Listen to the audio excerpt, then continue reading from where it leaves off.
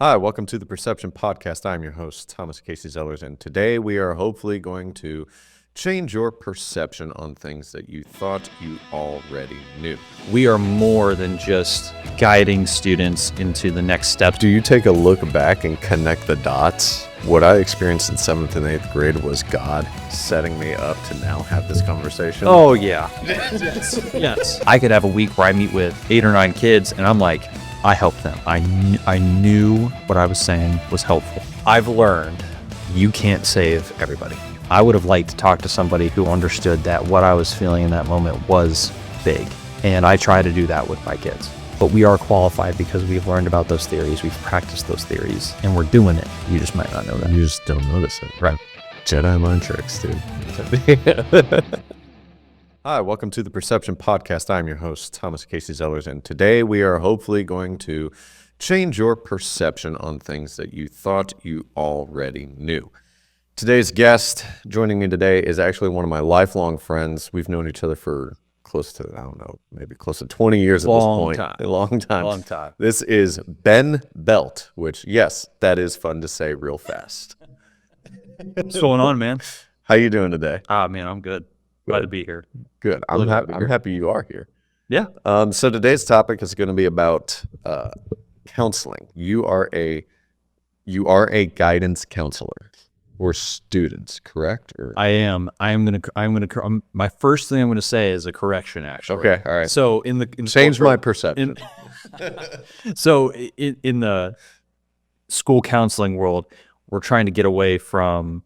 We say no, not the G word. Stay away from the G word. No guidance counselor. We're saying more school counselor, and that's not like. I mean, people say guidance counselor all the time, and I don't correct every single person. I'm not that guy. Yeah. But if I'm talking to everybody here on the show, Sure. it's an opportunity to let people know, like, we are more than just guiding students into the next steps of, whether they get a job or go on to post-secondary school, like college. Gotcha. We're doing a lot more than that. And that's been a shift not too long in the making. So This is like a newer thing. Okay. People are seeing. So Gotcha. I'm a school counselor, man. Okay. But and the students that you counsel, are 6th, 7th, and 8th grade, or just 7th and 8th grade. Just 7th and 8th grade. Okay. Yeah. So I guess kind of take this time now to kind of just introduce yourself and let people know who you are. Yeah. I mean, my kids know me as Mr. Belt, and I work with 7th and 8th grade kids, and I love it. And a lot of like my friends, including you and some of our other friends, ask me when I say I'm a guidance or I'm a school counselor for 7th and 8th grade kids, why junior high? And my answer is, well, it's obviously the easiest part of a child's life. No, it's not. In fact, I mean, you and I both know.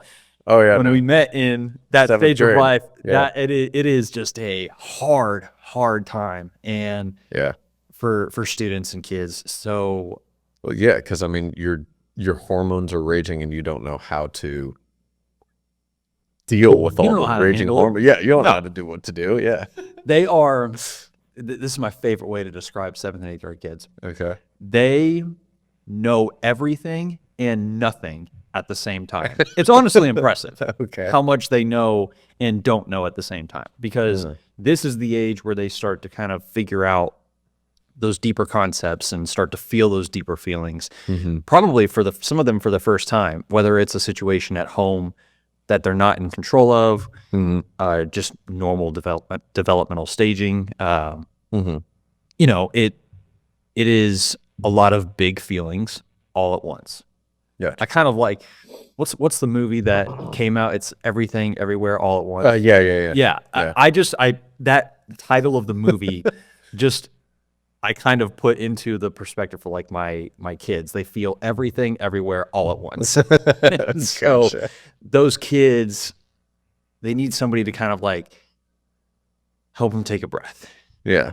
And honestly, that's what I try to do. Gotcha. And there's a lot more to school counseling than just helping them take a breath and manage the big feelings. But we'll get into that. Yeah. Yeah. Because I remember growing up, you and I were really big into movies and making fun little videos. Brother, we still are. Yeah. I just want you to know that. That's not going anywhere.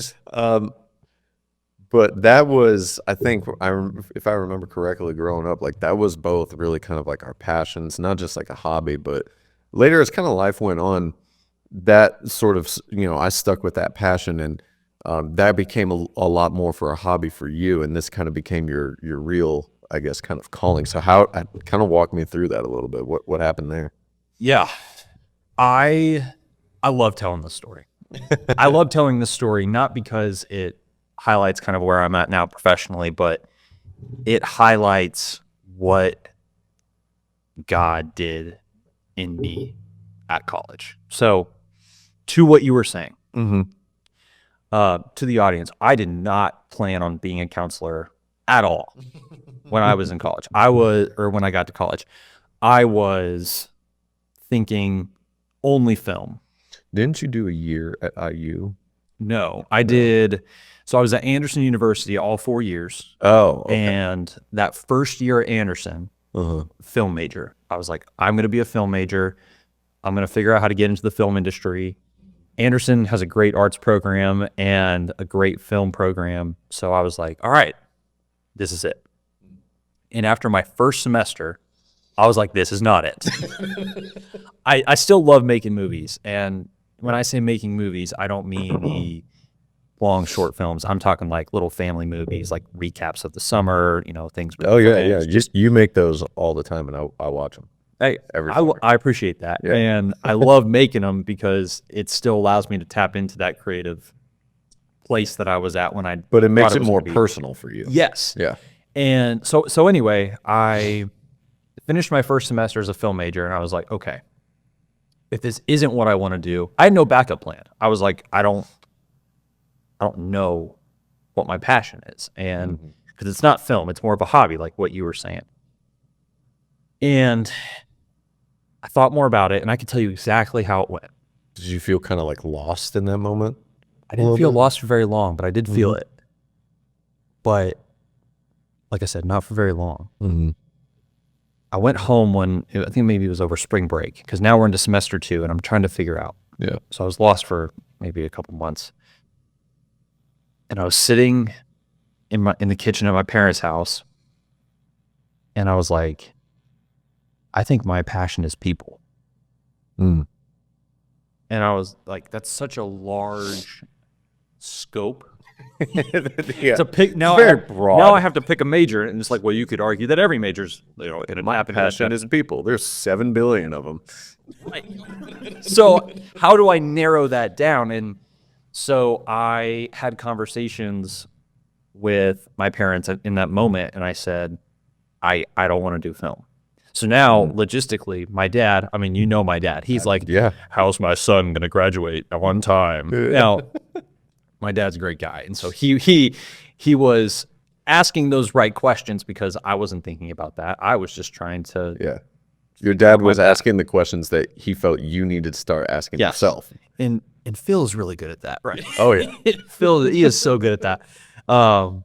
And so anyway, I was like, okay, talking to my parents, I'm going to explore what the social work path might look like and what the psychology path might look like at Anderson. Social work, So social work is a little bit more, it's community-based. You're going into maybe doing more like home visits, home-based, providing resources. Yeah, I gotcha.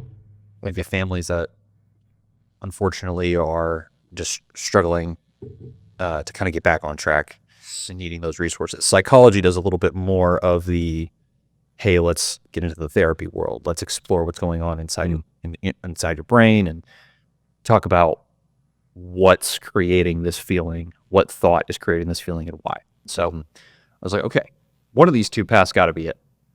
Long story short, after talking with both programs at Anderson, landed in psychology, loved it.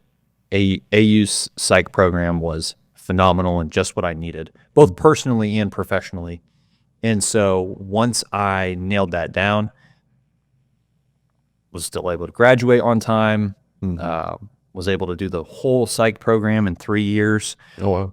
And just enjoyed every second of it. Like it was so clear to me in that moment. There's a couple moments in my life, and I think in everybody's life, who are believers, that they can say, God spoke. God did this. Clearly, clear as day. Oh, yeah. Without discussion. Yeah. This was one of those things. He pulled me from, not a bad situation, but just he pulled me off the path that I thought was correct, placed me on the path through the psych department at Anderson, graduated. And I actually did 2 years of social work after graduating. So God had a plan for both of those worlds for me. And do you think that both of those worlds you're able to maybe like combine both of them into your work that you are doing now? Oh, absolutely. Since you know kind of both aspects a little bit? Oh, yeah. Okay. Oh, absolutely. I got families when kids will come and tell me things, I've got families that I will. So I used to work for my social work era was at Children's Bureau. It's now called Firefly. And I'm referring families to Firefly in my job now, and families who are struggling. And Gotcha. That's a good example of how we're not guidance counselors anymore. Like we're taking what's happening in the school, what conversations are happening in the school. And even though the parents are in the school, they are an extension of obviously what the kids bring to school. And when I, get the kids out in, or get the kids in my office and they're talking to me about what's going on at home, yeah, I absolutely am thinking to myself, how can I get them help in the community too? So putting on my social work hat when I make that call or that referral out to help the family as a whole entire unit rather than just the kiddo sitting in front of me in my office. Yeah. So yeah, those worlds intersect all the time. Gotcha. All the time. Gotcha. Was there a time where you were, I guess, somewhat hesitant To do what I'm doing now? to do what you're doing now? Like you maybe felt like not only, is this a passion and this is what I'm being led to do, but am I really, did you kind of hold yourself into like a little headspace where you felt somewhat unqualified to really kind of, I guess, quote, make a huge difference? Or? Yeah. Yeah, I think so. I mean, yeah, I think if you work in a field like this, that doesn't really, it might get quieter as you get more experience, but because counselors work with, even not just school counselors, but mental health counselors work with people. I mean, no one person's the same, right? Right. So you could have a string of like 20 clients, or I could, using my job as an example, I could have a week where I meet with 8 or 9 kids and I'm like, I helped them. I knew what I was saying was helpful and right on track with what they needed. That 21st kid or whatever, like 8 or 9 kids, that next kid to come in my office, he or she could present an issue that's going on in their life and I could be like, I have no idea. I have no idea. And I think that that's because everybody is so different. Like you have these concepts in your mind about, counseling theory and, what approach are you going to take? Are you going to, maybe tie in their families and, But you really try to, from the sounds of it, really try to go for this very sort of blunt, bare bones, honest approach of like, I don't know. And if I don't know, I'll tell a kid. Gotcha. Yeah. I think that do you think that them seeing you that vulnerable and honest helps them a little bit? Or? Oh, absolutely. Yeah, absolutely. Because then I become real, right? Like I am not this. You're not a counselor. You're a human being. Right. Yeah. And there's this human element to the person that they're talking with. And I'm not just seen as like a means for a fix. I am somebody that they can have, that they can trust and open up to. And I think a lot of the time, and this is just people who work any job, they want to be good at it, right? I don't think I've met a single person who's like, I aim to suck at my job. And because counselors work with people, it's hard. It's not as black and white as, working in, so you work in HVAC, and you use your job as an example. Sure. If something's broken, I fix it. There's a clear path to, if this thing is broken, this is how it's not a clear path, but yeah, I get your point. It's a lot more objective. Like, you need this tool, it'll take this long.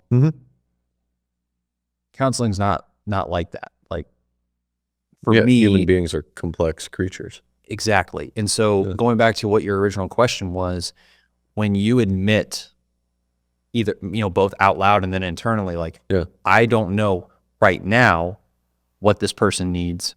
You just go back to the basis of counseling. And that's what I do, which is the counselor-student, counselor-client relationship.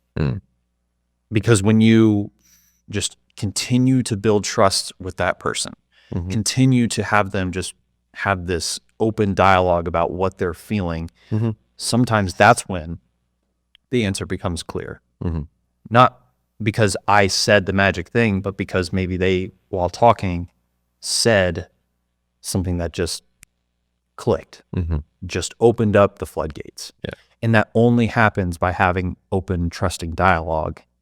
And is there a bit of satisfaction that you feel whenever you see those students have that final light bulb aha moment? Like, is there a little bit of satisfaction for you, but also satisfied that you were able to help this kid?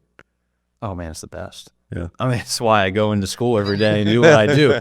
Because when I have a student who is using the advice I'm giving them. Yeah, you're giving them the tools to, Oh, it's awesome.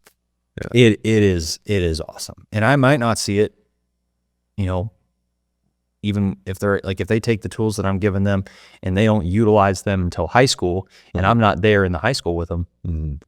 I might not see it, but my hope is that they're going to. But yes, seeing it, it rocks. Yeah. It is awesome because they feel so many things all at once. Yeah.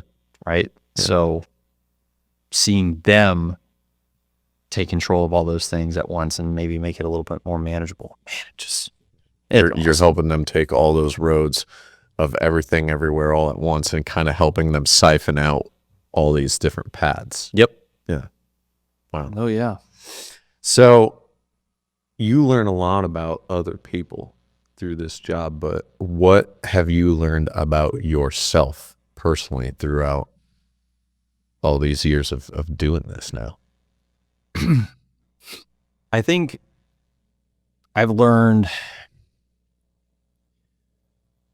a lot over the course of my 4 years doing this, but one thing is when you counsel anybody in any capacity, whether it's mental health, whether it's school, like I'm doing, I've learned,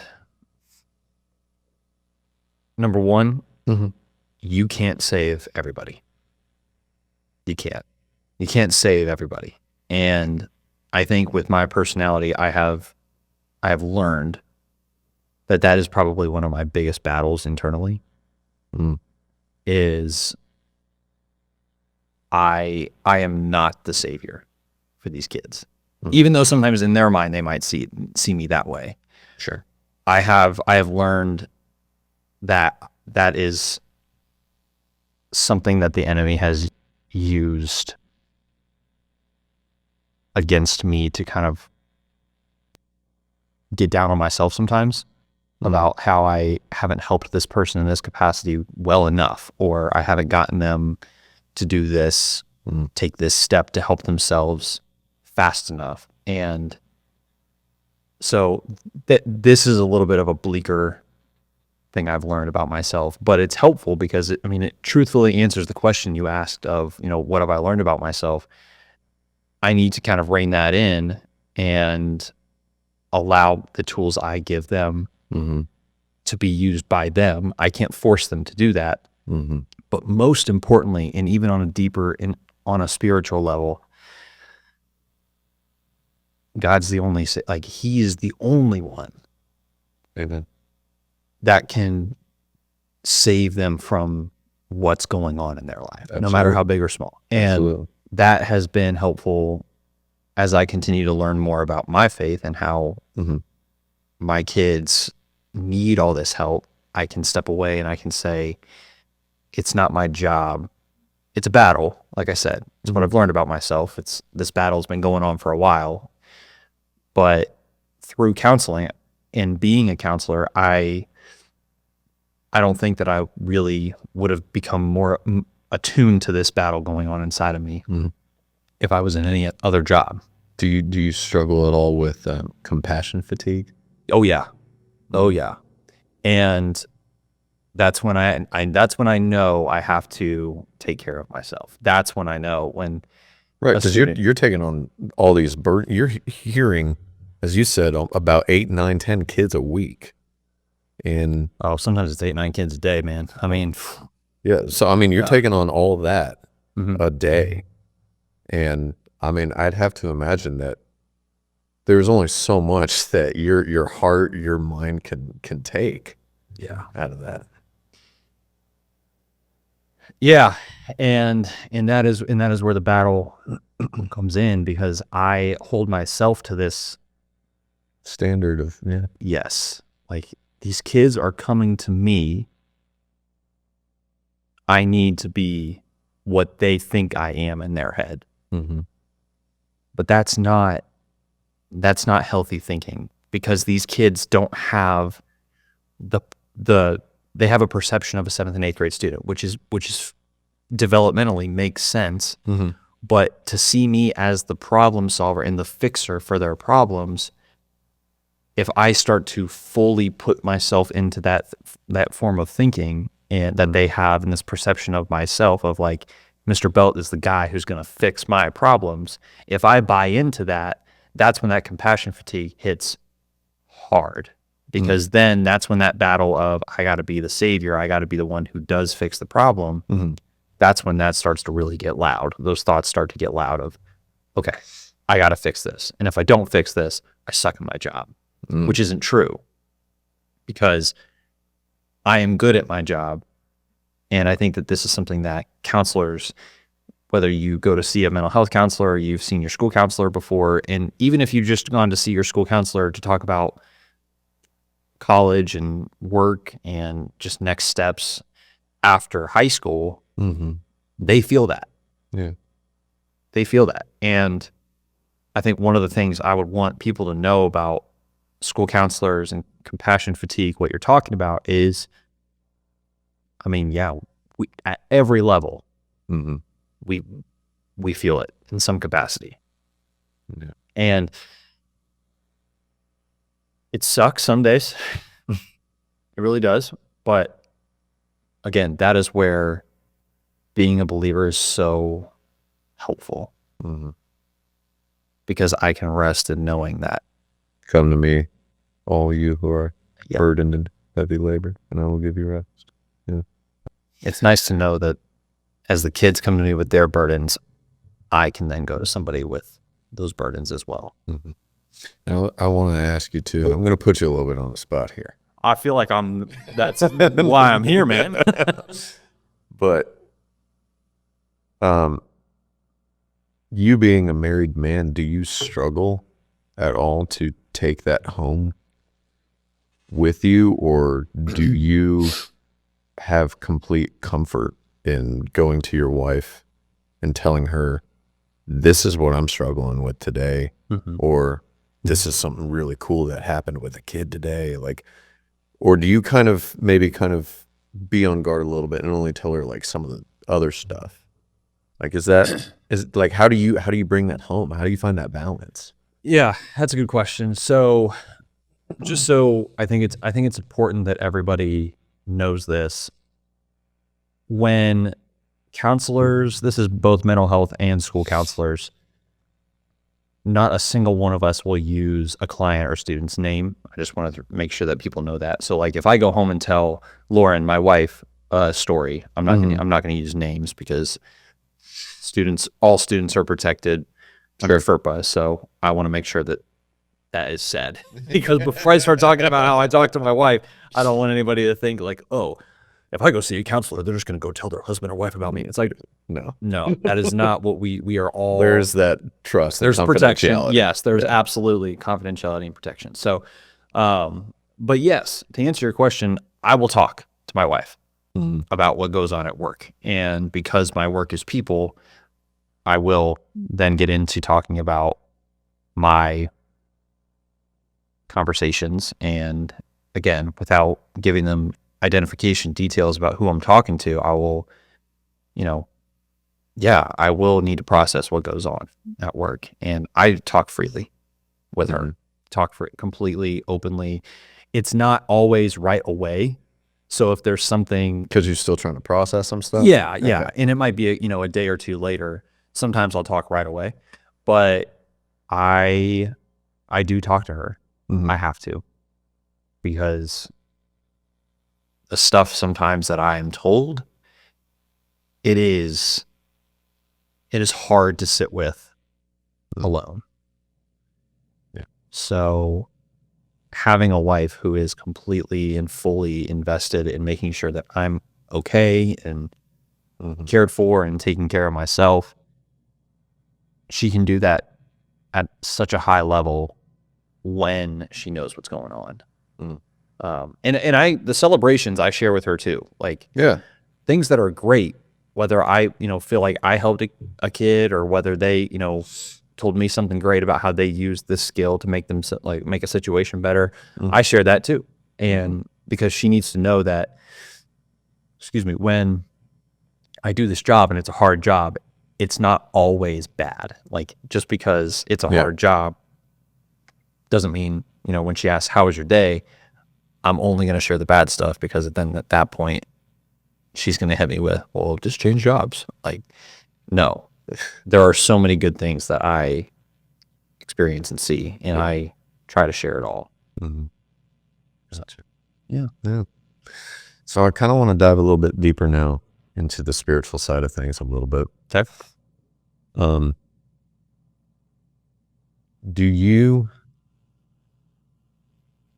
humbly, and whenever you're sitting with a kid, do you humbly try to be an advocate for God in those moments to those children, because you believe wholeheartedly God has put you in that chair at that school for you to be that vessel that they may need to either grow closer to Him through faith, or to at least just get some sense of direction? Like how do you feel about that, I guess, really? So it's hard. It is, and this is probably the hardest question I know you will ask, and I hopefully will have a decent answer. So being a believer and working in a public school, that is challenging at times. And in what ways is it challenging? So, or do you mean like there's like the public school agenda that? Yes. Okay. Yes. Which is, so I'll just use this as an example. Sure. A private school, such as Heritage Christian School, it is very clear out there that Christian values are part of the education process. Being a Christian school, I can hope so. Yeah. Right. Yeah. And that is not laid out as clear in public schools, which that is how it works, and that is why they try to bring in as much diversity as possible in public schools. And so there is absolutely nothing wrong with that. Yeah. But being a believer and feeling the pull and the tug at my heart from God to bring some element of faith into my conversations with kids makes me nervous. because number one, I mean, people like job security. So if I talk about the faith with the wrong kid who goes home and says, Mr. Belt was trying to force me to be a Christian, that is something that I battle with. But then I go home and I'm thinking, that's the greatest thing I could do for a kid. Like that is the win. Like if that ends up, if they end up asking questions and have that conversation. But those are the kinds of conversations that I'm assuming probably have to be student initiated. yes, Gotcha. I do have and this is okay. Like if a student brings the faith up to me, I go all in on it. They talk to me about their faith and they talk about their involvement in youth group or whatever. I go all in. Talk about prayer, but it's those kids that are experiencing very hard situations at home who need to find rest and peace in Jesus Christ. There's hesitation there. And I would say for people who are, who are seeing a Christian counselor, and if they're a Christian themselves, that's awesome. Like you can talk freely and there's no worry there. But as a school counselor who talk to people from all different backgrounds and all different walks, it is hard. But kind of what to your point, like if I go back to the moment when God made it so clear that I was going to walk this path to be a counselor for students, sure, then I am not doing the service fully if I'm not extending some sort of like message. Yes. Yeah. Now, I will say, we know that Jesus loved and loves us all and desires a relationship with everybody. Absolutely. That is what I keep at my core. I could be doing more. I could be doing more, of course, having open dialogue to students who need that exposure, right? Yeah. Evangelizing and discipling to a lot of these kids. But you can be sure that every kid, no matter what, when they sit in the chair across from me, they are going to get a level of care and, for lack of a better term, love than that embodies what Jesus gives to us. So you definitely try to embody that side of Christ. Yeah. And you try to let the Holy Spirit speak for you in those moments. And I try to create that space where they can maybe feel like there's somebody else, like there's something else going on here. It's not just because Mr. Belt's a nice guy. It's because I have the Holy Spirit in me. And that is why I am able to listen and create this peace in conversation with and trust with me. And it really isn't me, but it is the Holy Spirit through me. And I don't, whether you want to see this as a failure or a lapse in my service to my kids, I don't go out and say like, well, the reason you like me is because I've got the Holy Spirit in me. And that's who you're talking to. I don't do that. But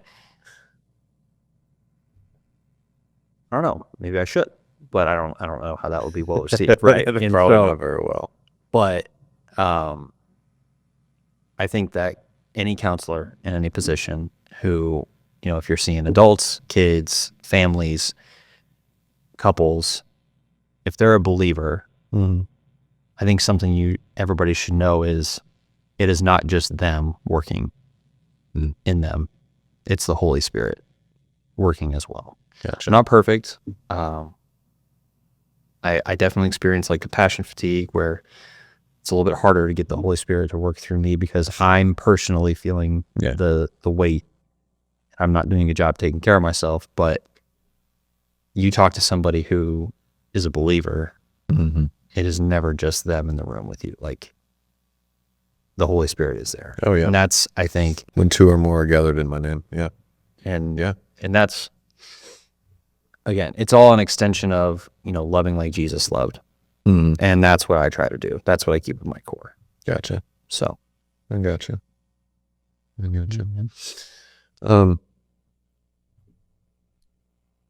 So I want to, I guess, dive a little bit deeper into, I don't mean for this whole episode to be bleak or anything like that, but like, have you ever had a conversation with a kid that comes in and they start talking to you about this or that? Do you ever, or have you ever had a kid that you see a little bit of yourself in and kind of feel like you're talking to your younger self at all? Oh man. all the time. I'll tell you what, I got this kid, and honestly, this isn't bleak or anything like that. Honestly, this is probably the most fun part of the conversation. Great. So, Awesome. so I mean, in 7th and 8th grade, let's just remember like our experience.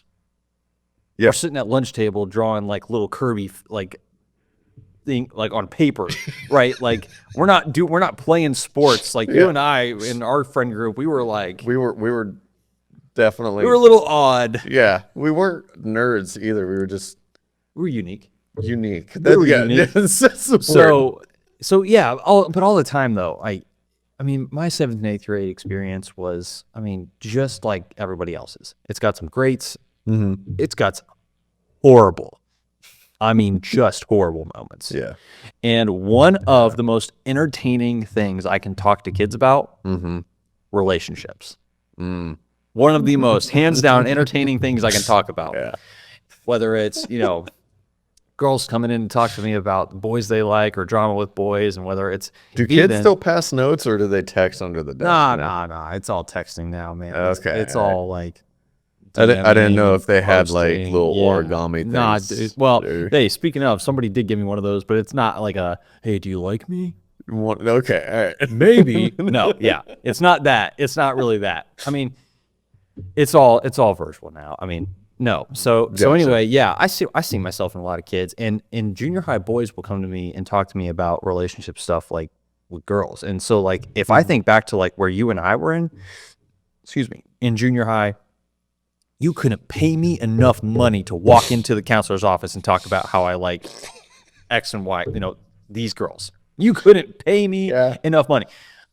But I did have... I just had a flash of I just had like 4 Vietnam flashbacks to just hit me all at once right there, dude. Listen. And it is... So yes, I see myself. So when I was in 7th and 8th grade, when you were in 7th and 8th grade, I think we can both picture certain people we had crushes on.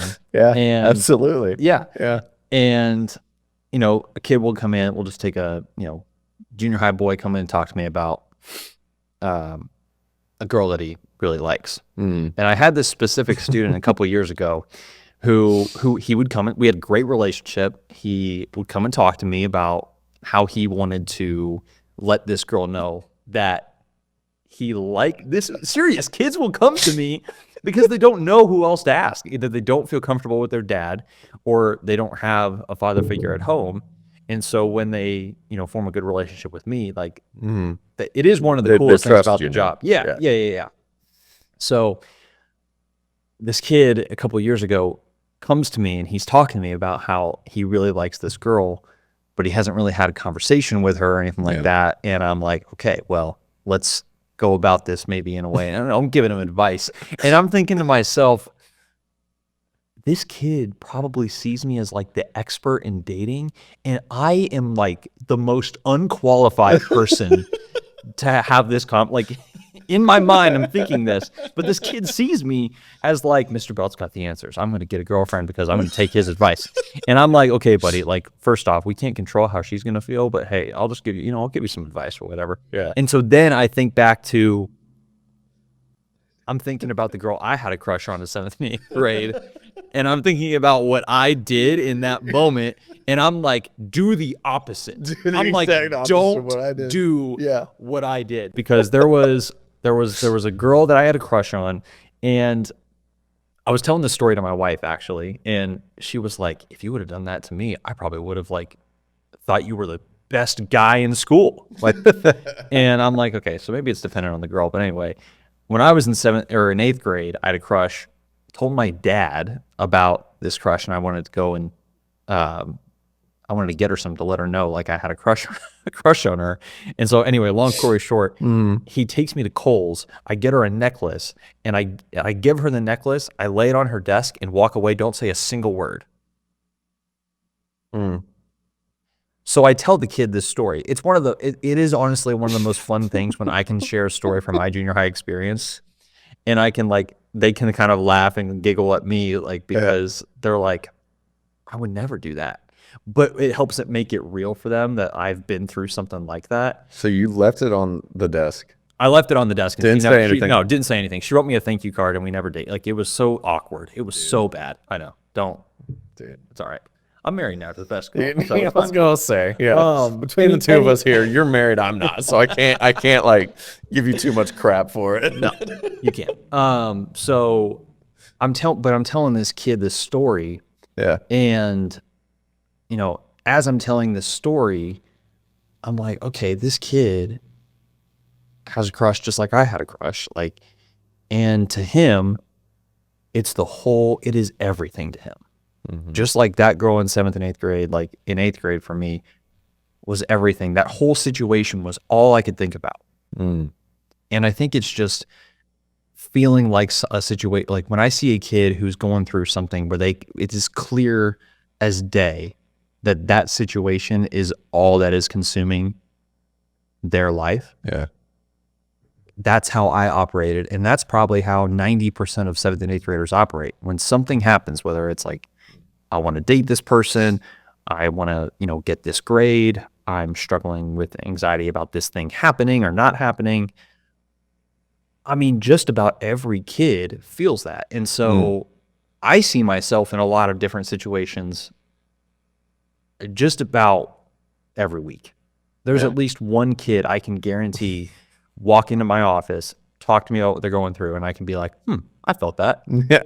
I felt that when I was in 7th, 8th grade. Do you take a look back and connect the dots ever and go, what I experienced in 7th and 8th grade was God setting me up to now have this conversation? Oh, yeah. Yes. Yeah. God, in a way, sort of humbling you. He's still doing that. Like, kind of poking fun at you a little bit. A little bit, yeah. So I have all these conversations with kids about, a million different things. And it just so happens that, the kid who sits across from me is talking to somebody who also experienced something very similar, if not almost the exact same thing. Right? So yeah, it is not a coincidence. It isn't. Yeah. It is completely and wholly planned out that way. Yeah. God knew I was going to sit in front of this kid and that kid and this kid and that kid. And, I'm not an expert in every situation, but sure, at least for the kids who are going through something that I've been through, I can easily relate and even sometimes tell the story about my experience. And man, I love doing that too, because then I have no shame. I don't care if kids laugh at me. I know they're going to laugh at me regardless. But I love being able to relate to kids in that way. Yeah. Because that is a good way to take some of the pressure off for them. Sure. They start to kind of feel like they are not the only ones ever to experience what they're experiencing. And it's cool to kind of watch that weight lifted off their shoulders. And so I do actively seek to find ways that I can relate to the student in my experience. And when you do that, I think that it is one of the greatest moments in the counselor-student, counselor-client relationship, because it's like, okay, going back to what we talked about kind of at the beginning, this person I'm sitting across from is a person. Yeah. This is a human being who has experienced these feelings before in their life, and I'm more open to hearing their advice and maybe taking it too. Is there anything that had occurred in your childhood growing up that, from your experiences, from your own childhood experiences, say with family or school or just your own stuff, that you're able to now kind of relay information to them that you wish you probably could have gotten? Or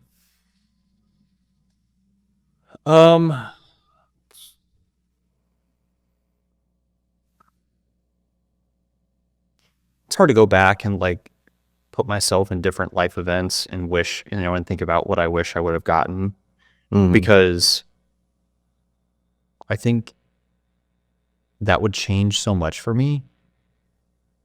Is that kind of what you're asking? Like what advice maybe like I wish I would have gotten, and then I try to give to my kids now? Yeah. Like you hear them talking to you and you're like, wow, that's very similar to what I've gone through as a kid. And now I'm going to take this opportunity to say what I know now that I wish I knew then. Yeah. I think, man, there's a couple areas that I maybe feel a little bit of that. I just feel so strongly that everything that has happened in my life has led me to this point. So like, I don't know if I would ever go back and like get different advice so I could, handle it like better. But regardless, honestly, probably with like junior high, high school dating, like nobody ever really talked to me about like how, not meaningless, but like, no one really kind of like walked with me and helped me kind of recover from those and learn.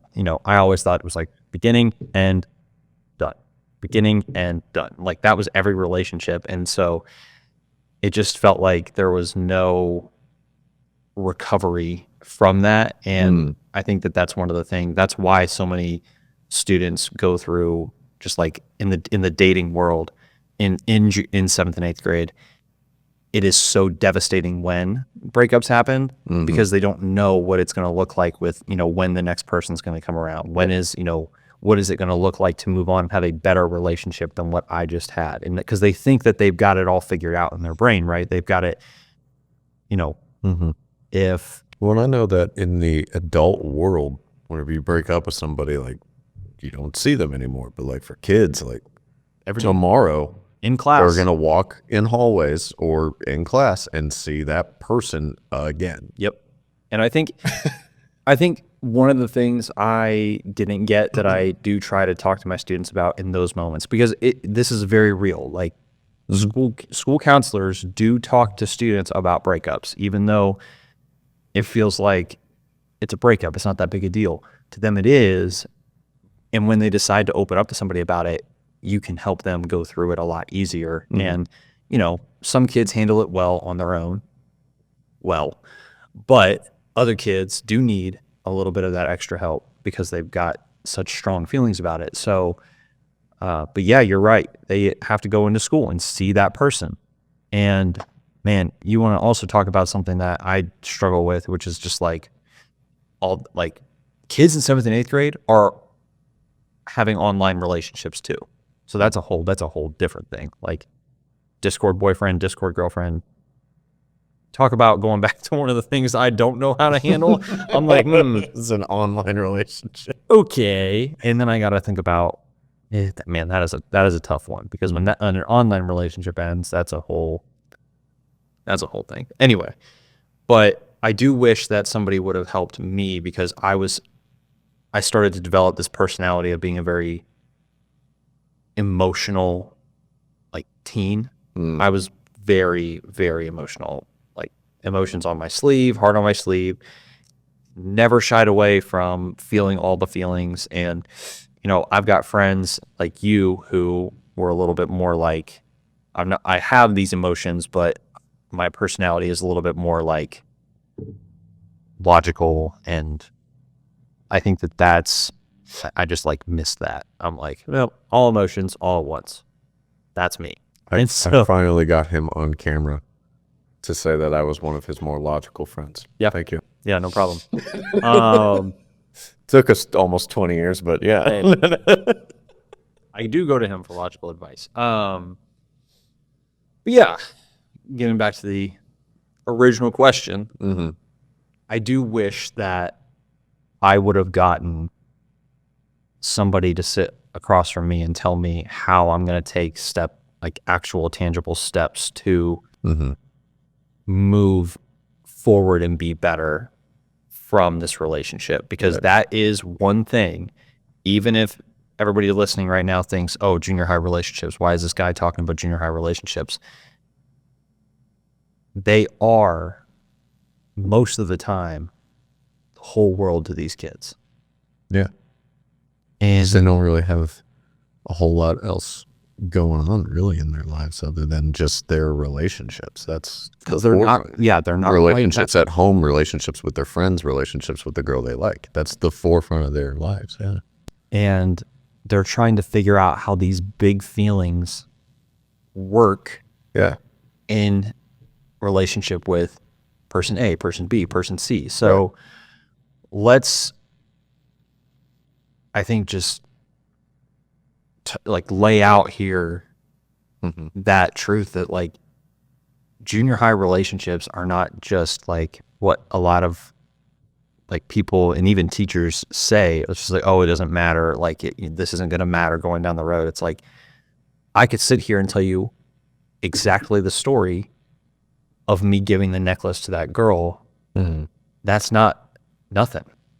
That is a core memory of that time, of a time like that in my life. And it's because the way that the brains of junior high students work is once they start to feel that connection on a deeper level, like a relationship, that neural connection is so strong and it can stick all the way into adulthood. So when you start talking about, what advice I would have liked to have been given, I would have liked to talk to somebody who understood that what I was feeling in that moment was big. And I try to do that with my kids. Yeah. I let them know. In my mind, I'm thinking, this guy over here isn't worth what you're going through. Because I know that when you get to high school or college, you'll either find someone different or you'll be a different person. But it's part of their relational development. So you do have to treat it as though it is. Yeah. Yeah. And I think that what I would want out of this, one of the many things, is that school counselors, because we address everything in the school, right? Not just guidance. Yeah. School counselors, relationships happen within the walls of the school. Okay. It is okay, and in fact great, to talk about that stuff with somebody in the school. Because a good school counselor will look at a kid and go, I understand where they're at relationally and developmentally, try to intertwine the two in the services they provide, and then hopefully give some good advice and comfort. Yeah. If they're worried about a breakup, going through a breakup, entering into their first relationship, whatever. So I think it's not just grades. It's not just talking about schedules. It is the real stuff that sticks. Yeah. Like that. So whenever a kid comes into your office, what's that? It's their first time too. How do you, and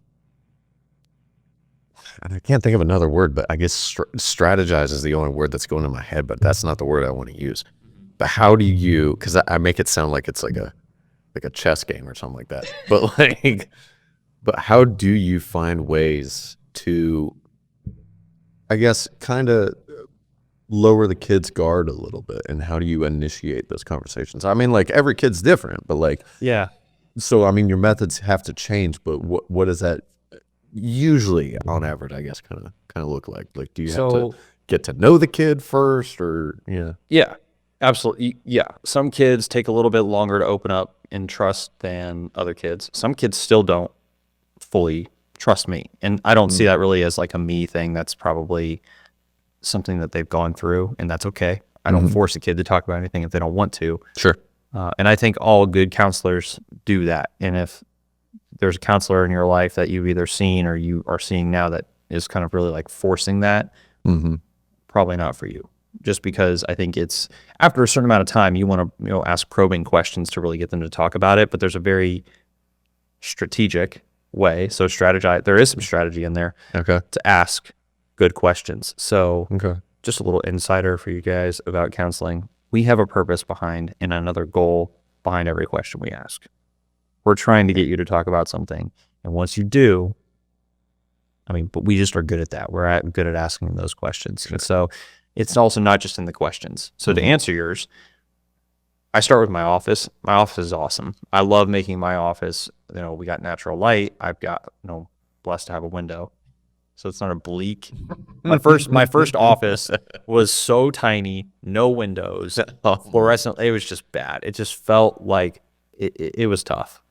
But this new office I got 3 years ago, natural light, comfy chairs.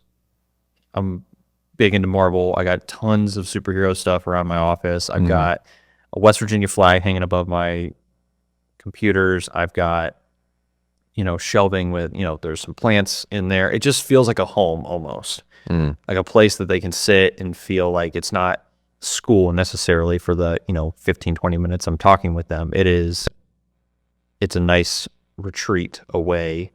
And so there's a natural like fall of guard when you're in an environment like that, right? It's like, because all the ADHD that these kids are having is, they get to see like, oh, you're a big Marvel fan, so like that. Yeah, and they know that they can talk to me about that. And if they want to ask me about that, I don't, I'm not like, no, we're not going to talk about the new Avengers movie. I would like to talk about your anxiety. No, and then I'll talk about it with them. And if that's what we spend the first 15, 20-minute meeting doing, fine.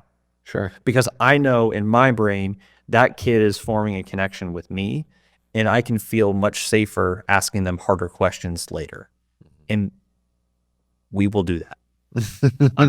We will. Like, don't think that it's just a discussion group for your hobbies when you see a counselor.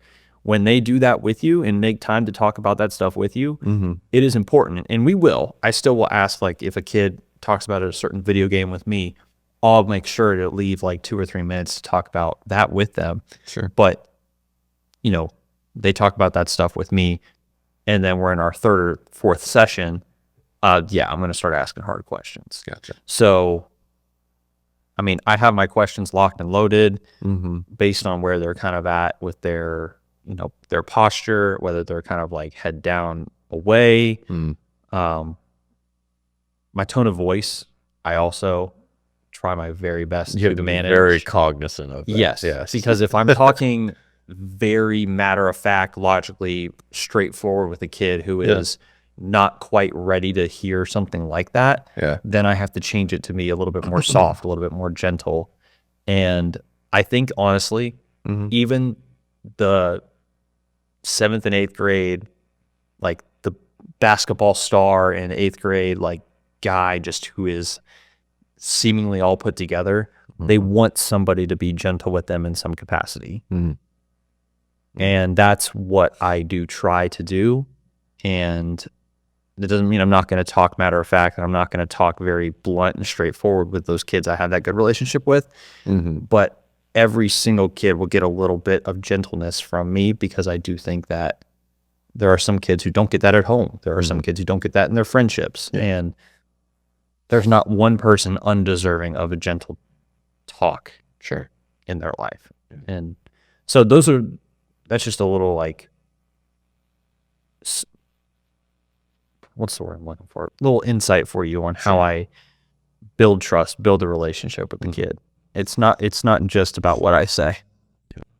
I wanted to ask you, since the theme of the show is changing people's perceptions. I think so far you've already done a pretty good job of really kind of opening the doors and kind of exposing the BTS a little bit of what goes on, but I think from my own personal experience, and maybe this is your thing too, a lot of people before they go into therapy or before they go, or some students go into counseling, is that, well, you don't actually care about me. You're just here to get a paycheck, or you're just here to just kind of do this or that. And I remember therapy helped me out a little bit because there was one word that came up that totally changed my perception of therapy. And that word is qualified. Because yes, you're doing this as a job, but you are qualified to help me figure out what's going on inside my head. Because as you said, you have taken psychology courses. So you know ways to help people kind of slow down and think about things in a different way. Yeah. So how would you change that perception, or is there an other type of misconception that you notice with counseling or therapy that you could hope to change today? So there's a couple. Okay. I'll go through them as succinctly as possible. So the first one is when you're sitting across from a counselor, whether it's a mental health counselor and a school counselor, here's the first thing, and this is just understanding differences.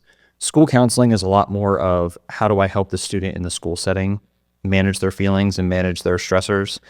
Mental health counseling is a lot more of like, let's dig into those and let's really pull out the why. So while I am doing counseling techniques with my students, it's not as in-depth as like you're counseling probably, because you seeing like a mental health counselor, you get them, for 50 minutes or an hour, they're really probing in those deep questions. They're really getting out some maybe trauma and experiences that will help heal and change some things for you. That happens in both school counseling and mental health counseling.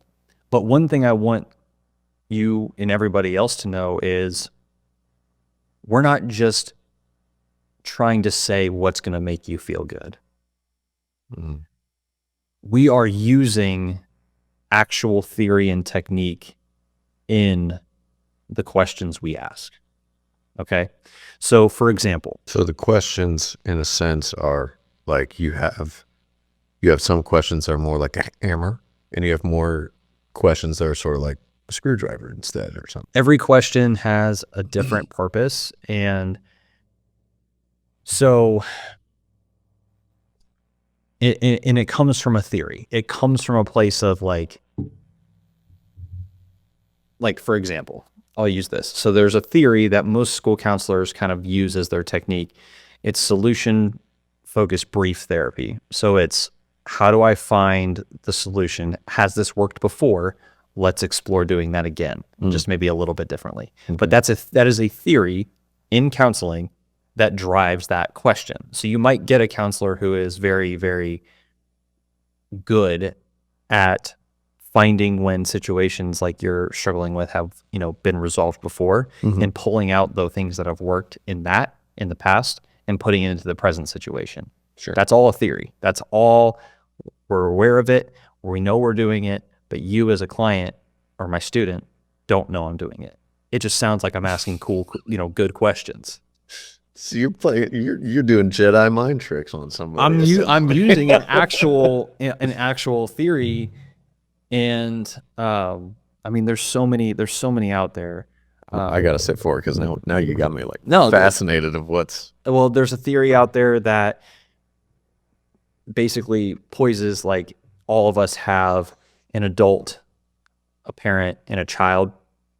There's basically three versions of all of us inside of us. And so, who the counselor might think, okay, I'm going to try to tap into what child Casey's going through. And if the parent version of Casey is punishing the child version of Casey, there's an internal battle going on. And I'm going to ask questions that might challenge the parent side of Casey and get you to be more of like the adult. So it sounds like parent is very like, I'm punishing myself, or I'm gonna, you know, make myself feel bad. The child version of yourself is like, maybe that, you know, might feel upset and cower because, you know, I didn't succeed in this, and you know, if your child version meets that bad parent version of yourself, it's not going to be a good mix. I mean, we're getting into some just like really meta forms of thinking, but everybody kind of wants to be in that adult stage of like rational thinking, Sure. very like anyway. So there's that theory. I won't get into like the technical term for it, but like thoughts cause feelings. So there's the theory that no real feeling is without a thought that triggers it. So if I'm feeling sad, it's because the thought in my mind is, I'm not going to do this thing, and that makes me sad. It's the thought that causes the feeling. So then if I'm sitting across from a student, I might say, okay, what things are you telling yourself about? I kind of lay it out for them on a whiteboard sometimes. It's like, there's the event over here, and then over here at the very end, there's the feeling. Yeah. So we'll say, I got an F on my test. That's the event. Okay. I'm feeling sad about that. Yeah. In the middle, there's a thought, whether you're conscious of it or not. Sort of like the why. And it's, I'm upset about the F I got on my test because I didn't do as well as I knew I could do. Okay. Or my parents are going to be upset with me. So you have A and C, so it's a matter of figuring out what B is. And you can change B if you put in the work and you start to kind of train yourself. It's like a sport. And I tell this, and I use this metaphor with them. Yeah. You can train yourself to think different thoughts, and that will create different feelings. Now, there's some discussion on whether or not there are like, because now you have to bring God into the equation, like, because there are feelings that can happen without thoughts. That's at least something that I believe. Because again, these are all theories. And because these are all theories that require different techniques, I mean, there's no one right way to like be the perfect counselor, because you're going to have to use different theories based on different situations. Like there's a theory out there, comes from a guy, Alfred Adler. He talks about his theory of counseling of essentially, if you've got an issue with your dad, you put the client in a chair and then you put an empty chair in front of them and you say, talk to your dad. And they're like, that chair is empty. Nope. Your dad's sitting right there. Talk to your dad. And something powerful like that gets them, and then they kind of start a little bit. You keep pushing them, and maybe you sit in the chair because they're not buying into it. And then you just like, without even telling them, you're stepping into the role as like their dad and saying things that their dad would say based on, what you kind of learn over time. But these theories have all different techniques. And so what I want people to know is we're doing what we do, not just to think, okay, what's going to make you feel the best. We're going through these different things in our mind of, okay, how can I get this kid or help this, person in front of me to really experience the true change they're looking for. We're doing stuff. You just might not see it that way. Gotcha. And I think it's important that everybody who's listening knows, again, we're not just getting paid to ask questions. It might seem that way, but we are qualified because we've learned about those theories. We've practiced those theories. Right. And we're doing it. You just might not know that. You just don't notice it. Right. Jedi mind tricks, dude. So I guess now I kind of want to bring it a little bit more back to being spiritual. Is there part of what you do that you realize, like seeing the intricacies of someone's brain and thought process and just overall just cognition? Like, is there a part of you that looks at that and goes, wow, like God made such a beautiful like brain contraption a little bit? Yeah, because every person's different, and I think I feel that the most when students, especially 8th graders, Uh-huh. talk to me about their passion and what they want to do. And that's when I do see a lot more of what you're talking about, like, and feel a lot more of that. Like, man, I wish that I could get glimpses into the person this 8th grader is going to become. See the blueprints. Yeah. Yeah.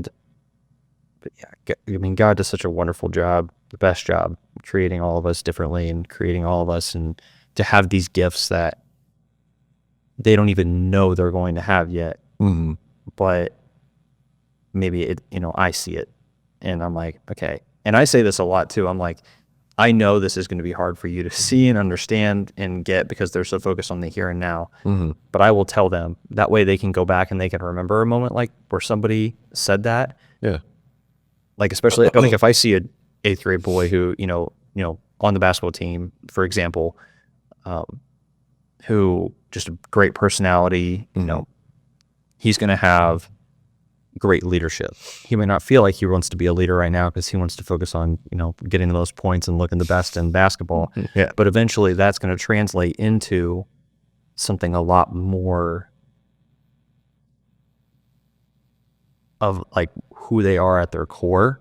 Mm-hmm. And I do try to say that because I think that it's important that, the people in your life that God puts in your life, if you see the potential in somebody, say something about it. And that's where I think that most of the beauty comes in is like, and I can feel that is, this kid is already created in such a wonderful way and magnificent way that they just might need something to go back to down the road when they're like, I'm going to tap into this. And I know it's a good piece of me because, I remember Mr. Belt saying, this was a gift I was going to have. And, that might not happen all the time. It might only happen like 1% of the time. But I do think that, it's important for them to hear. Gotcha. So to wrap up, I'm going to ask you one more question here. What are you hoping to, or where are you hoping to grow in your career and as a person moving forward? Do you think you might stay with school counseling, or do you think you might down the road maybe say go to high school students, or maybe work in actual like adult therapy? Yeah. That is kind of my direction. I don't see myself staying in school forever. I think right now it's the season that I'm in and it's where I'm supposed to be. Ultimately down the road, I'd love to have my own practice and learn more about what that would look like. Excuse me. And then also work with couples. That's kind of like couples or families, because that's where I see most of the distress in school is my family is going through this. My relationship is this, and it's affecting all these different things. And so again, I talked about like one thing I wish that I had when I was younger, right, was somebody to talk to me about how to manage, breakups and also manage like junior high relationships. But that stuff sticks with you and comes with you into adult relationships. And so that can sometimes create issues in that. And I think that it's something that I could use very well eventually when that season comes. I'm not sure when that will be, but that is kind of my ultimate goal. And I would love for that to happen I'm not going to say soon, but it's like when that time comes. Yeah. And I'm also passionate about families because I think, like I said earlier, students bring their family stuff into school.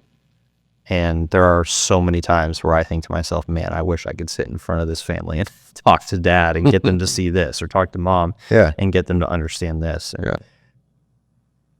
I think also the pressure of worrying about bringing up the faith goes away a little bit more in mental health counseling. So I also, if I did open my own private practice, I could advertise myself as, with Christian values, Christian beliefs, and not worry about Have you thought school about politics. So. Have you thought about opening your own private practice? Oh yeah, absolutely. I don't. Again, I'm content. God's got me content where I'm at right now, Sure. but it doesn't mean I'm not thinking about that, planning for it. Yeah. So I've absolutely thought about it, and Yeah. I don't know. We'll see. Yeah. God bless you, dude. Like you're going into the battlefields, and actually kind of the way I see it, you're actually helping people acquire spiritual and mental warfare. You know, that's Thought of it that way, actually. that's how I look at it. You know, It's cool. you're giving them the tools. You're helping them apply fruits of the spirit Mhm. into their daily lives, and that's amazing. I appreciate you saying that, man. Yeah. Looking at that camera right there and tell people, maybe not like that, but looking at that camera and tell people where they can find you.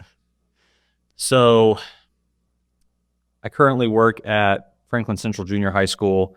Been there for 4 years, and I mean, I love what I do. I'm assuming that's what you were asking me to do, right? Tell them where I work. Yeah, where you work, or if you have any social media that you'd also like to allow people to find you at as well.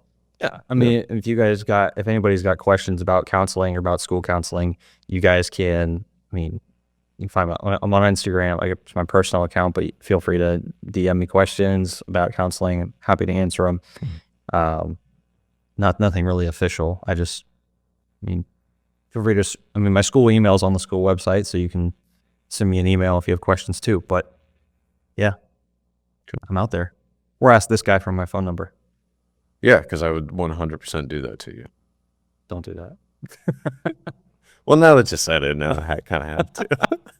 But no, dude, I'm so glad that you took the time out of your schedule to be here today, and I really appreciate it. So Absolutely, man. Thanks for having me. Yeah, thanks for opening up, talking about this. This has been awesome. Good. If you liked today's episode, you know what to do. Please like, share, and subscribe. I am your host, Thomas Casey Zellers, and we will see you in the next episode. Later.